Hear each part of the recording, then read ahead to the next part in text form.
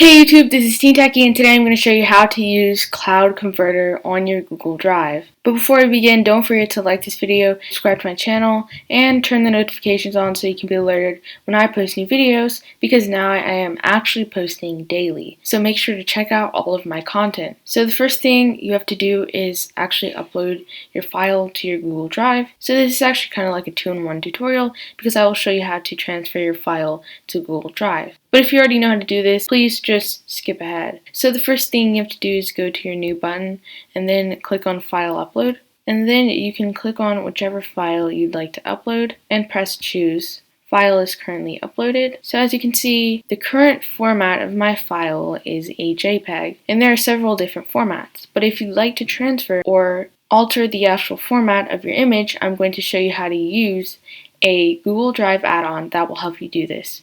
So the first thing you have to do is open up your file. Then you can go to this Open With button right here, and then you can click on this application called Cloud Convert. It will then redirect you to a separate website. I'm going to press Add More Files, then click on the specific file. Okay, so now I'm ready to transfer it. I've just pressed Add More Files, and right here you can select whichever format you'd like to convert it to. So you can either convert it to a BMP, EPS, JPEG, PNG, PSD, TIFF, or WebP. Then you can also transfer it to a document through PDF, and if you have a specific format that does not appear, then you can just search for that in the search bar. So now I'm going to convert this to a PNG, for example, and you just select whichever format you'd like to transfer it to or convert it to, and you press it. And then you can click on this convert button on the bottom right corner,